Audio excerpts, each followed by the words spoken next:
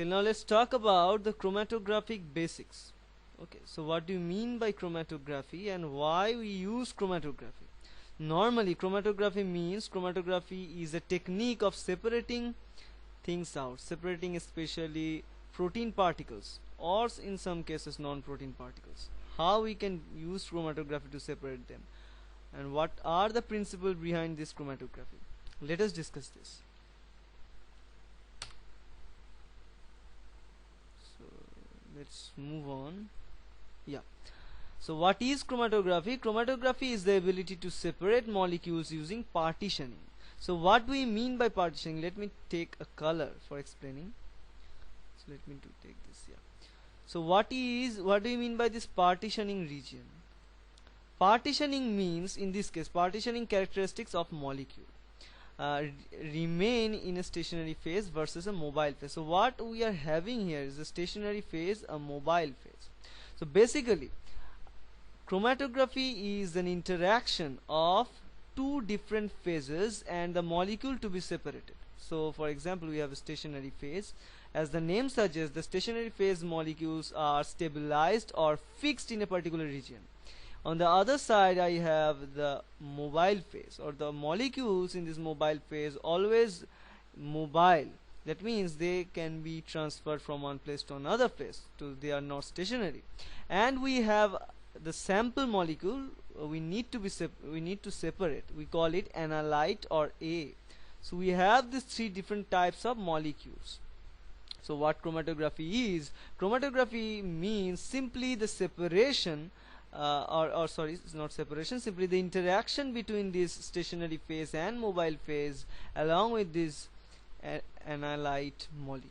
Okay, so analyte have an interaction with the stationary phase and it has an interaction with the mobile phase too, and all of those interactions are summed up, we end up with chromatography. So chromatography is a principle which is using partitioning. So what is this partitioning actually? The partitioning is the interaction variations between the stationary and mobile phase for an analyte. So in this case, the analyte or the thing to be analyzed is called the analyte. So this is the sample molecule we need to separate. So it's a mixture. It's a mixture of several different kinds of molecules. Okay, we need to separate all those different molecules from this mixture. How we can do that? Using this chromatography partitioning. So this molecule can have an interaction to dissolve in this solid phase. It can also have an interaction with this mobile phase to dissolve itself in the mobile phase. Okay, so sometimes the interaction between this analyte with solid phase is more than the interaction with mobile phase. In those cases, these molecules have a tendency to stick with this stationary phase molecules. So as a result of it, they cannot pass the tunnel easily. Okay, in reverse cases, sometimes the analyte molecule have a tendency to attach with mobile phase. It has a higher dissolve condition with this mobile phase. So in those cases, it will flow rapidly rather than sticking with the stationary phase molecules. Okay, so this is the basic idea between chromatography. So the interaction as I've told you can be based on the dissolving power, or it can also be based on the polarity. In some cases the analyte can be polar, in some cases it can be hydrophobic. So according to the difference between these different analyte molecule, we can use different types of stationary and mobile phase. We need to choose this stationary and mobile phase little bit more carefully to have or to achieve a perfect separation from the analyte mixture. Okay, for example, and another important thing is that we need to choose the stationary and mobile phase molecule both having a same characteristic. That means if we have a polar stationary phase molecule, then we must have a hydrophobic mobile phase molecule. Why is this? Because if we have both molecules hydrophobic in nature, then the stationary phase molecule can interact with the mobile phase molecule and whole system will be hampered. So we don't want that. So now in a nutshell, if we talk about this system, what is that? Is simply a tunnel. So think about a tunnel, and in this tunnel what we have a stationary phase. So let me change color for the stationary phase. So let's pick black to denote the stationary phase. So you have the stationary phase here and here in both these places, and let's change the color to green for the mobile phase. So we have the mobile phase. So the mobile phase is going in this direction, and we have stationary phase in both the sides. Okay, so if we have molecules which are hydrophobic in nature in the stationary phase, and we can if we also have the hydrophobic mobile phase, which is here, if both the stationary and mobile phase is hydrophobic in nature, then they can interact with each other. Remember, the hydrophobic regions interact with each other to form hydrophobic interaction, hydrophobic core. As a result of it, the whole system will be damaged. Actually, the chromatographic technique is based on the differentiation using the stationary and mobile phase molecules. So we need to have different characteristics of the mobile and stationary phase, that they should not interact with each other.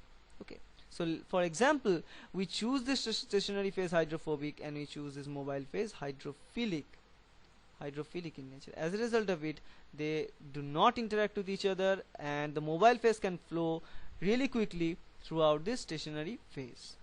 Okay, and mobile phase flow helps these analyte molecules to pass from one place to another place. So what we need to have a chamber here through which we can add these analyte molecules, and we have a chamber. It is called the injection chamber. Through this injection chamber we add analyte molecules, and using the force created by the mobile phase molecules, we travel these analyte molecules from one direction to this another direction, okay, according to the flow. Okay, and throughout this system, now the ability of this analyte molecule to interact with stationary phase and the mobile phase is checked. If this analyte molecule have a tendency to attach with the stationary phase, then it elutes very slowly, and if the analyte molecule have a better interaction with the mobile phase, then it elutes really faster. So according to the basis of elution, we can determine, or we can have a curve, we can detect it. So to detect the system, we have to have a detector, and we have this detector. So this is the detector here. This detector detects the elution property of those mixture analytes. And not only we have a detector, but the detector is attached to a monitor screen, and you can look at to this monitor screen, and looking into this monitor screen, we can make a curve. We can have a curve like this. This curve is called a chromatogram, because this is the written portion or enlisted type of our recorded data. By looking at this chromatogram, we can say about the property as well as the amount of those analytes that are present in the mixture. Okay, so we can both quantify it and we can analyze qualitatively. Now let's move on. So now it is a chromatographic separation. For example, let's take it. So we have two samples, A and B. It is mixed together to have a mixed sample. Okay, and we also have here is the mobile phase. Mobile phase is nothing but for example, it's a hydrophilic, so it's a water, for example. Okay, and the mobile phase, the action of mobile phase is to enter into one point and is to elute from the another point. So this is the function of the mobile phase molecules, and mobile phase molecules have a force, and that force helps to take or to make the flow of the analyte molecules. And we add samples, and sample is traveled from one place to another place, in this case from this A place to the B place via these mobile phase molecules, which is water. So water carries all these things, and water is eluted rapidly, but it carries this sample A and B. In this picture what we are looking at, this sample A, which is in color yellow, have a higher tendency to attach with the stationary phase, which is colored brown in this case. Okay, so in this case the yellow stick to this brown stationary phase, and the mobile phase passes out.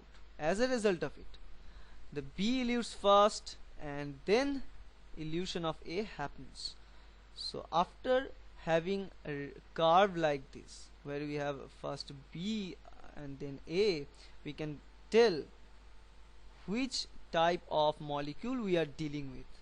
Okay, and a question can be arise from this point, then how we can say which type of molecule they are, because we don't know how, we don't know something, so we need to have something to compare with this curve, and we have a curve which is a standardized chromatogram. So we have the standard chromatogram, and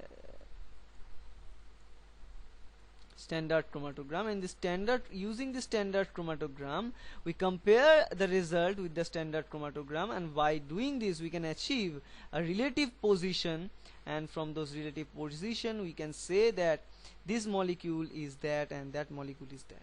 Okay, so what is actually the chromatogram? The chromatogram is actually, it is the first application is done by MS Sweet in 1903.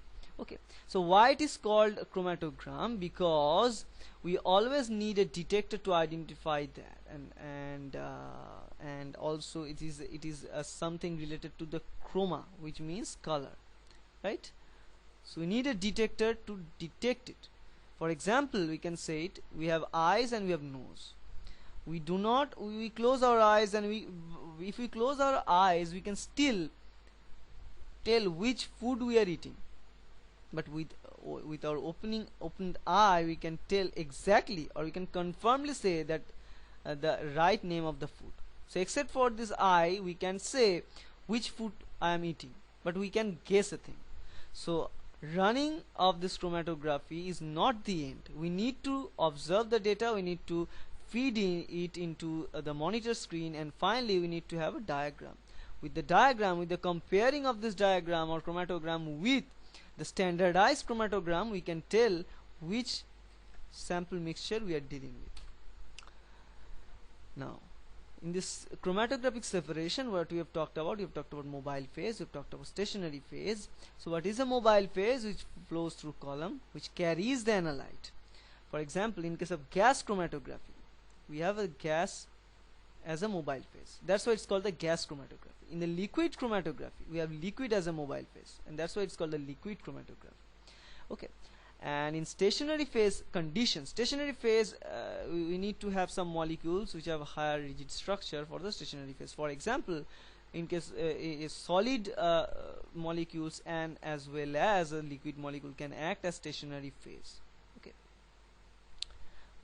Now the separation is based on the partition between the mobile and stationary phase. So this word partition, you need to have a clear understanding of this word partition. What do you mean by the partition? We have analyte in the middle, we have stationary phase, we have mobile phase, the interaction with stationary phase and the mobile phase. So this is the partition, the interaction between the analyte with the stationary phase and the mobile phase.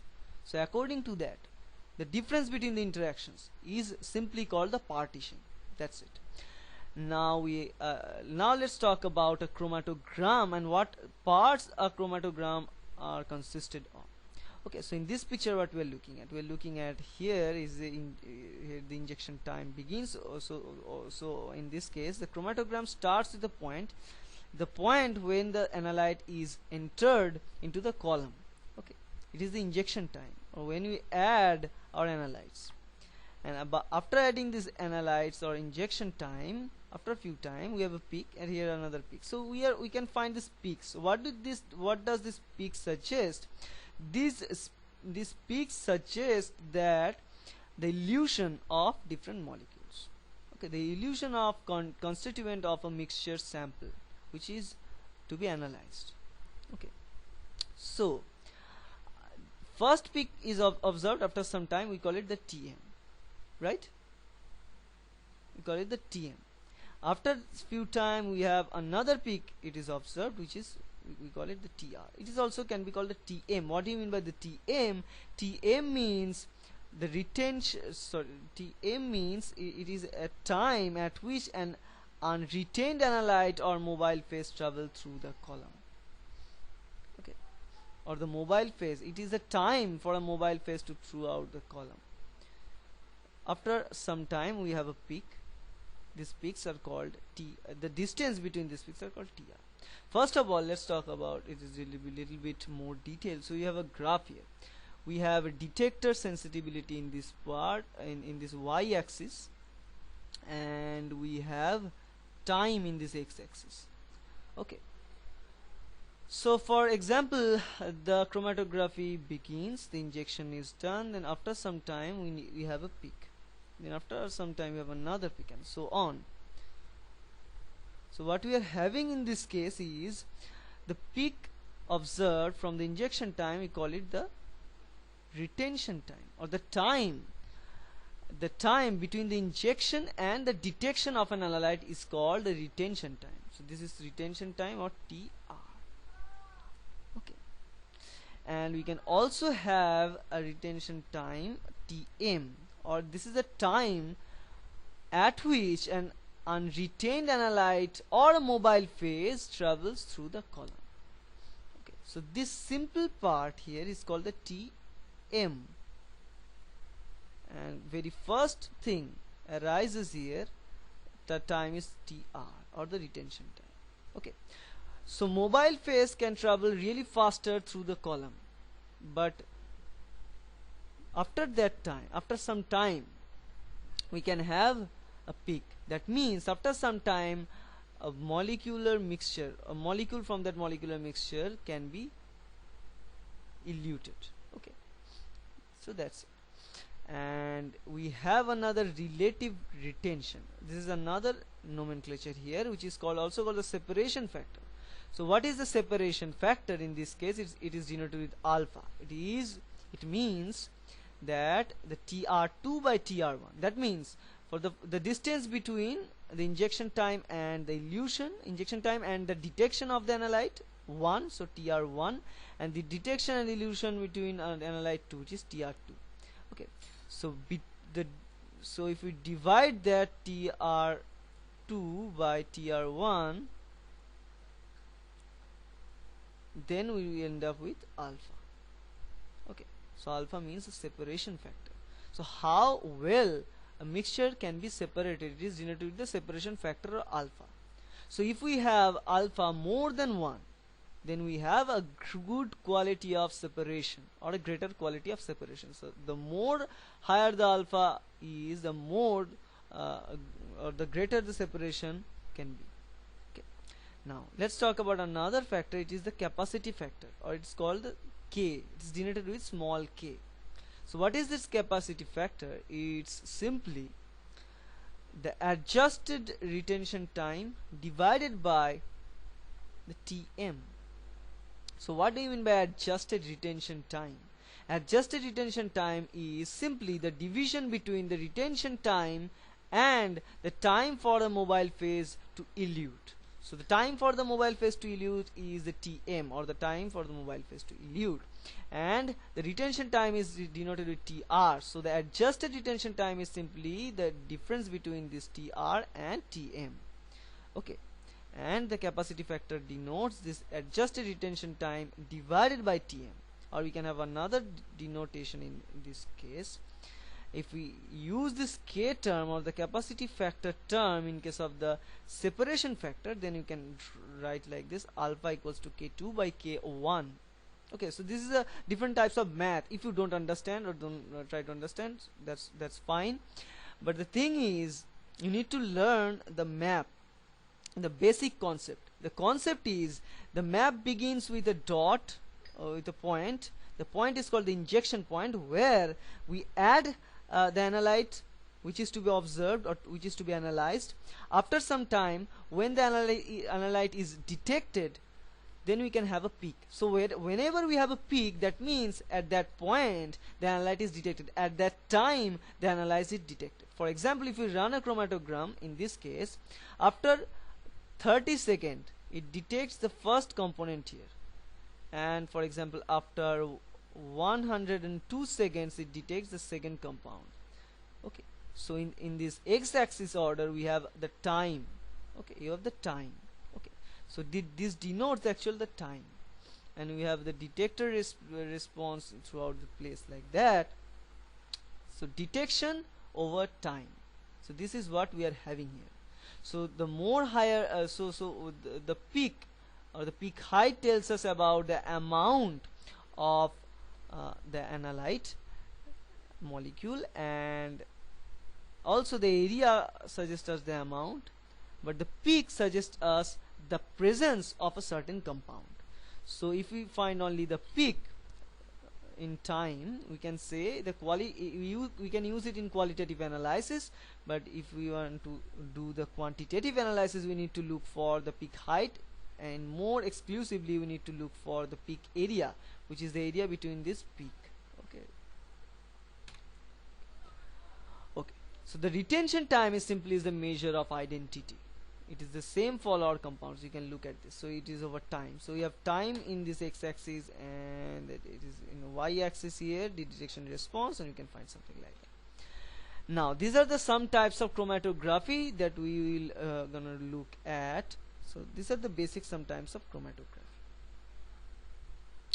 and in this case we have the absorption chromatography. So the chromatography can be identified based on the different procedures, based on different ways to separate between or best way to partition between the mobile and the stationary phase. So we can partition it using the adsorption. So what do you mean by adsorption? In this case, of solute on the surface of the stationary phase. So normally it can be seen for non-ionic compounds. The adsorption can be looked at the non-ionic compound, because the ionic compounds do not go through the adsorption. We have the ion exchange in the second place. That means the attraction of ions, not only the same types of ion, the opposite types of ions. So the anode, anion and the cation. So anion attracts cation, cation attracts anion, like that. And we can also have a solubility as a partitioning. So this is not right. We need to have a solubility. We can also have a size exclusion. We can separate molecules according to their sizes. We can call it the gel filtration chromatography. Okay, we can differentiate molecules according to their affinity towards something. For example, some specific reactions of antigen and antibody. Some antigen is specific for some antibodies are specific for some antigens. So we can use their property of the affinity of binding with each other to separate them up. So this is the first one. This is the adsorption chromatography. This is for the non-ionic compounds. Okay, so these are the solutes. So in the mobile phase we have the mobile phase, these are the solutes.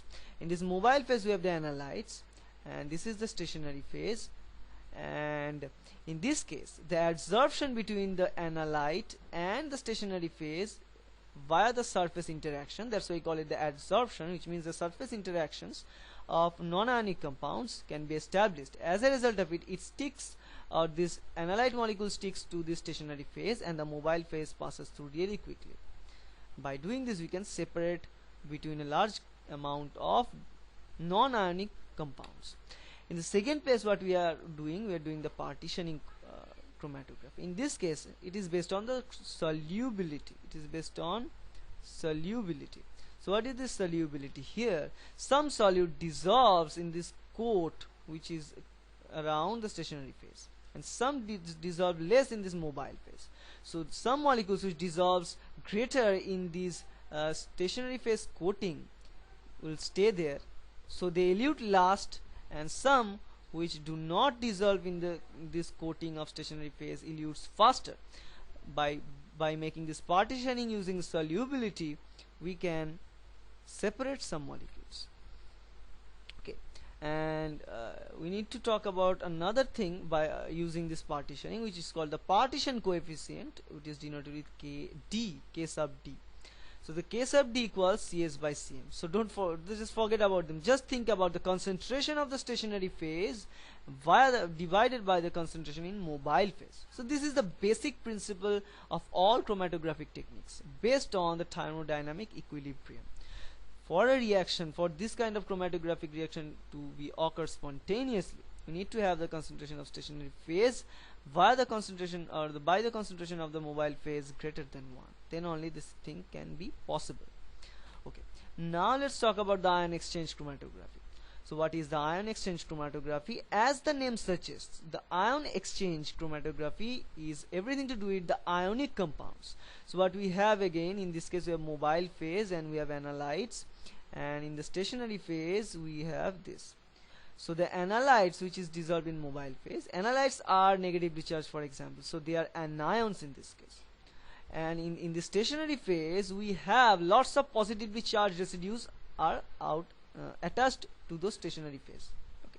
So stationary phase, we need to choose the stationary phase for the ion exchange chromatography, which have to have different ionic concentrations. In this case they contain the positively charged ions or the cations. So we have lots of cations in the surface, and we have analytes which are anions. So the anions are attracted towards the cations, and the mobile phase can run off really fast. So the anions or the analytes have a tendency to attach with these cationic portions. So they elute last, and the mobile phase elutes really faster. So as a result of all this thing, and it finally ends with the separation of anion molecules from the cation molecules. So if we have other molecules which are cations, they cannot be attracted by the stationary phase molecules, so they elute really faster. Okay, so by using it. But in all these cases, in this ion exchange chromatography, the separation, in all the separation purposes, remember these things very carefully. We have to choose the stationary phase molecule and the mobile phase molecule really carefully, because in this case we need to choose the stationary phase molecule attached to the positively charged residues. Unless this, we cannot separate the anion factors. So in this case it is called the anion exchange chromatography, or the stationary phase molecule is called the anion exchange resin, because they are designed or programmed to take on only the anionic molecules, not the cationic molecules. That's why they call the anion exchange chromatography. On the other hand, we can have the cation exchange chromatography. In those cases, the stationary phase molecules are designed to take only the cations. And here we have the molecular exclusion chromatography. So what is this molecular exclusion chromatography? You can also call it the gel filtration chromatography. So this is the filtration. What is a filter made of? It is made of with pores, like, so pores are there, small particles can pass through, big particles cannot. But in this case we have also have spores in the gel, so we can run it through the gel, so that those gels having spores, but the small molecules can travel through the spores, and when they enter to the spores, because they have the small size, they entrapped in those gel or gel messy networks. On the other hand, those large molecules who do not have are the sufficient for entering into the gaps can be eluted really faster. So in these cases, the huge molecules comes or elutes first, then the smaller molecules. So what we have here, we can differentiate between the big molecule towards the small molecule, or we can say in this way, we have higher molecular weight towards the lower molecular weight molecules, right? So we can separate some molecules using the molecular weight. That's why it's called the molecular exclusion chromatography. Now another is there, it is called the affinity chromatography. We have talked about it. What is the affinity chromatography? In this case, the substrate is, the stationary phase is there, and the mobile phase is there, which is going towards this direction, and mobile phase contains some analytes. The analytes are some types of chemicals or some types of molecules. Those molecules can only be attracted or attached with the specific types of molecules that are present in the stationary phase. So again, we design the stationary phase having, for example in this case, some antigens. We have some antigens present in the stationary phase. So those antigens can only bind to only a specific type of antibody. Okay, so in this whole mixture, we have the antibody. For example, let me change the color. We have antibody here, antibody number 1, antibody 3, antibody 4, antibody 2. So antibody number 1 and 2 have the specific regions to bind with this type of antigens which are present in this stationary phase molecule. So they bind with this stationary phase, but all the other antibody molecules cannot bind, they passes through it, so they elutes faster. So again we are using the partitioning capability between the stationary phase and the mobile phase. Using analyte at the middle, we can separate them. So this is the basic way of separation of all these things.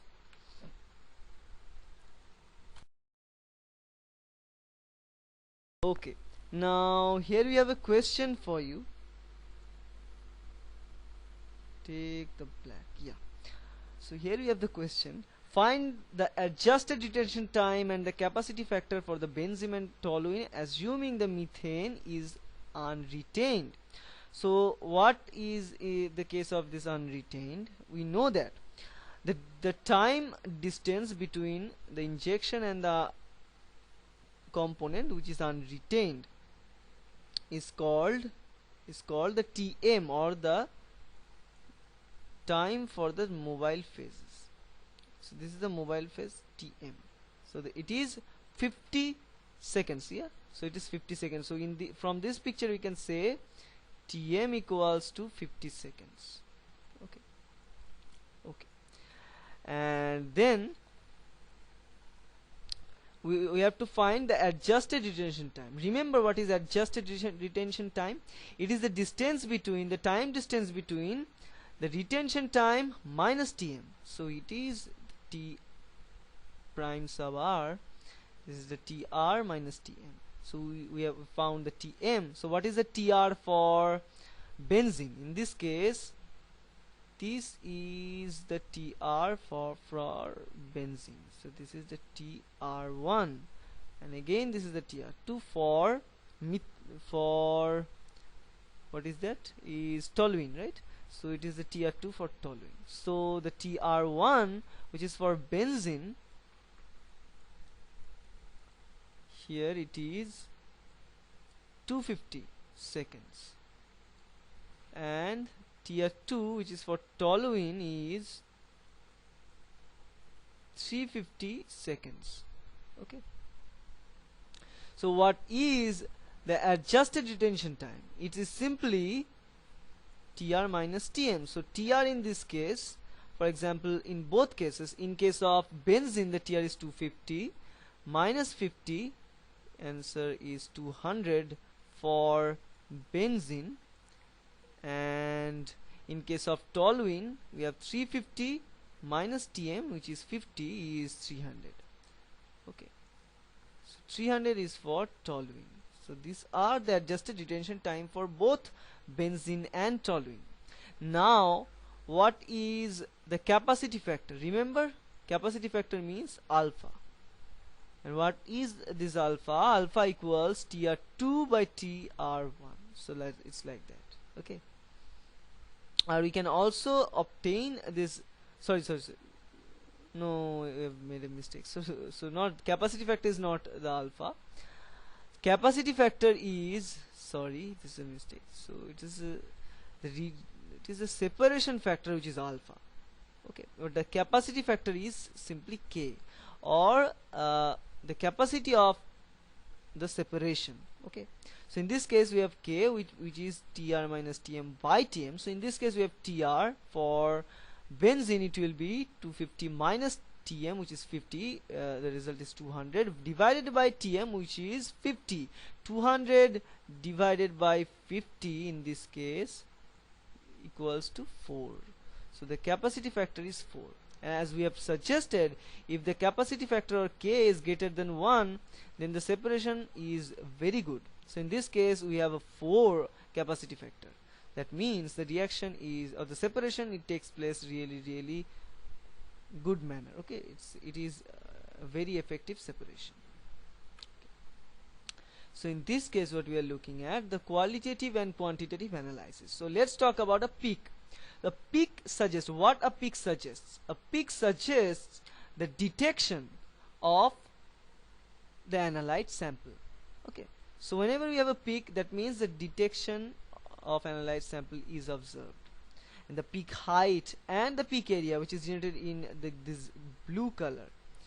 Okay, height or area is have everything to do with the quantitative analysis, but the retention time, which is Tm, retention time, which is Tr, denotes the qualitative state for that analyte sample. Okay, so retention time, Tr, have everything to do with qualitative thing, and the peak area or height has everything to do with quantitative thing. Here we have the plumber's view of chromatography. If we look at the plumber's view of chromatography, again, chromatography means stationary phase on solid, which is solid, not have to be solid all the time, but that has to be stationary. So at one stationary phase, one mobile phase, and one analyte, and what they have to run through a column. Okay, in all these cases. So in this case, we have an assumption. In this case, the mobile phase will always be faster than the analyte. That's a very good assumption, according to the plumber's view, or according to plumber. Okay, why is that? Because mobile phase carries these analytes, but still mobile phase is always faster than analyte, because mobile phase have nothing to do with the stationary phase, because we choose mobile phase molecules in such a way that they cannot interact, or to minimize the interaction between the stationary phase. But the analyte molecules can have the interaction with the stationary phase greater than the interaction with the mobile phase. So again, we have the stationary and analyte interaction, we can have the mobile and analyte interaction, but the stationary and analyte interaction can be greater than that, or it can also be less than that. Okay, not it can be less than that. Okay, so both the scenario can be present according to this nature. That's why the analyte would be slow. So in the first case, where the analyte have a higher tendency attached to the stationary phase, it always moves slowly. So this is no problem about this scenario. But in the second scenario, where the analyte have interaction with the mobile phase, why still it elutes slower than the mobile phase? Okay, because mobile phase carries analyte. Okay, so whatever the analyte is, it is dissolved in the mobile phase. Okay, so when it is dissolved in the mobile phase, that means that's why the velocity or the force needed for separation, in this case provided by the mobile phase, is always higher, so it elutes faster than this analyte. Okay, so this is the thing. Now let's talk about the resolution of a separation. Okay, so in this case, resolution of two peaks from one another is the resolution of the separation. So whenever we have a distinct peak to be isolated like this, these are the distinct peaks, so we can say that this separation between these two different analyte molecules are greater than the peak found here, and it is greater than that and greater than that, because this is the most bad. So the resolution is getting lower. That means we have the peaks we are finding are merging with each other, so we do not find any distinct peak. And in this case, when you find a distinct peak, that means that suggests that this resolution is good, or the separation is good. Okay, so if we have the resolution more than 1, the separation is good. If we have the resolution less than 1, the separation is not good at all. Okay, and this resolution of separation can be measured with a formula. We call it this, the del Tr by the average width. Okay, so in this case, del means the difference between, Tr means the retention time. That means we have Tr2 minus Tr1, so that can be del Tr. Okay, and what is the W in this case? It is the width. So width is this portion, which we can measure the width at the basement, we can measure the width at the top. So this is the width. In most cases, we usually measure the width at the half height. When the peak have the half height, we measure the width. So width is simply referred to the half height width for that peak. Okay, so we have the. So normally we can have the width here, we can have the width another here, another here, we can average that, so we call it the width of average. So width average, so we divide it with the width average. This is a resolution of a separation, and we need to have the resolution of a separation more than 1.5 to have a good separation between analyte molecules. Okay, now here are some mathematical problems. In the first problem is worked out, so let's move on to the second problem in this case. So what happens if the peak elutes at peaks elute at 10 second and 10 minute and 10.4 minute and a widths of 16 and 20 seconds.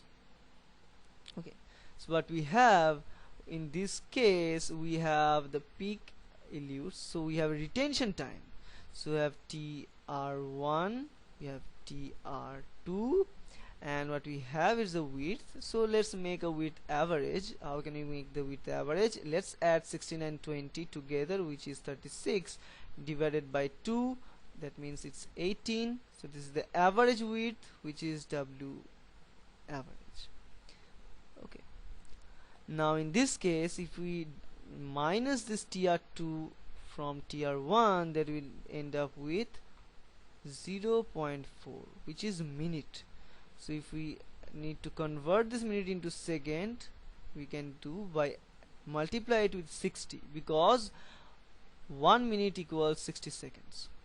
Okay, by dividing it with 60, we end up with 24.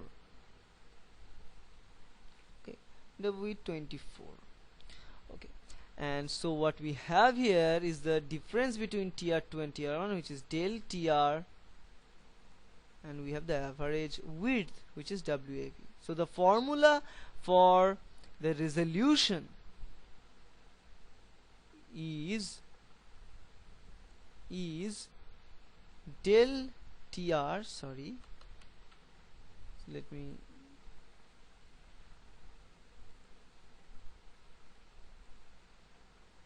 erase this. Yeah, so it's technical fault. Okay, so the formula is del TR by W of average. So in this case, del TR is 24 and the average width is 18, so the result will be 1.33, which is given here. Okay, so that's how the result come to be existed, right? So these are the simple mathematics that you can face in your exams. Okay, so the resolution means a better separation of different portions or different molecules of an analyte mixture. So analyte mixture is made up with different types of molecules. The more we can separate between different types of molecules, we can call it the more resolution between them. Okay, so just go on through this. Okay, now here, why do peaks broaden? In this case, what we are looking at is bandwidth is proportional to the diffusion coefficient. You have known the diffusion coefficient is KD is proportional with the bandwidth. So if we have the higher KD, we have the higher bandwidth, and KD is composed of CS by CM. CS means the concentration at the stationary phase. So if the concentration of an analyte molecule is higher in the stationary phase, that means if the analyte molecule have a tendency to attach with the stationary phase molecules, then the diffusion coefficient is getting higher, and when the diffusion coefficient is getting higher, we are having broad bands like this. So bandwidth is getting increased. So in this case, remember, the KD is increasing as well as it is increasing. So the more analyte molecule is to attach, or it choose to attach with the substrate stationary phase molecule, it will elute last, right? Because it have a tendency to attach with the stationary phase molecule and the mobile phase is passing out, so it have a tendency to elute last. In those pictures we can find the bands at the last position. That's why if we draw a curve like this, detector and time here, we can find the first bands which are really close is like this, like having a really thin peak like that, and but the end peaks are slightly broadening like that, because the more this end time, the time is getting by, so some these analyte molecules need to elute really last or the later times. That means those molecules must have a tendency to attach with the stationary phase. As a result of that, they attach to the stationary phase, so they elute last, and when they elute last, they have a higher KD because of the concentration at the stationary phase. So higher KD means broaden peak. So this is related. Now, how good is this column for separation? We can determine the measurement, or we can determine the specificity, not the specificity, the activity of a column, because all this reaction is taking place in columns. So we need to have a column where we have the stationary phase, and through which we can run the mobile phase along with the analyte molecule. Okay, so how good a column is, we can measure that. We can measure that using another formula. In this case, this is called the number of theoretical plates, or caps n. So the number of theoretical plates, which is caps n, equals to 5.55 into TR divided by W half whole square. So this is a big formula. I don't want you to memorize this thing, but what is the basic concept behind that? Because we need to know how much a column is good for a particular separation, because we have different partitioning techniques for different types of separations. In case of gas chromatography, we have different sets of column. In case of liquid chromatography, we have different sets of columns. So we need to have different sets of columns to actually use different variety of partitioning to separate protein molecules. That's why it is very important to learn what is the capability of a column. So we can determine using this number, this n, which is in this case number of theoretical plates.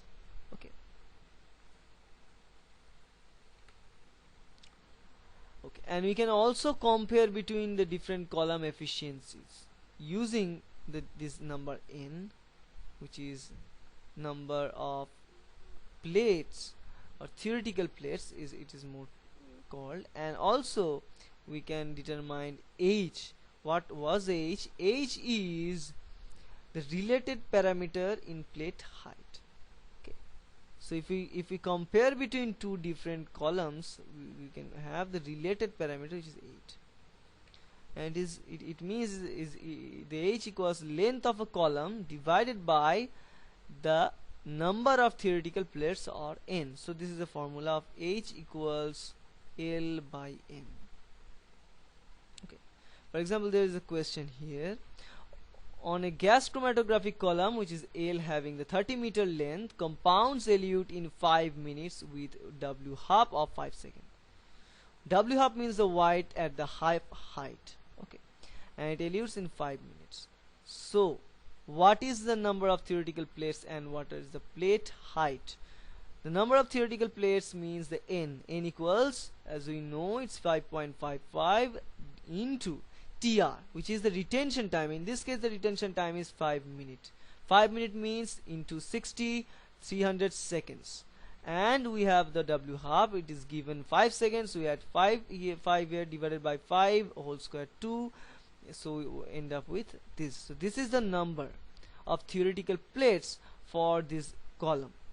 Okay, so now let's find out the plate height, which is h. So what is the plate height? It is equals to L divided by n. So we have the number n. So what is L in this case?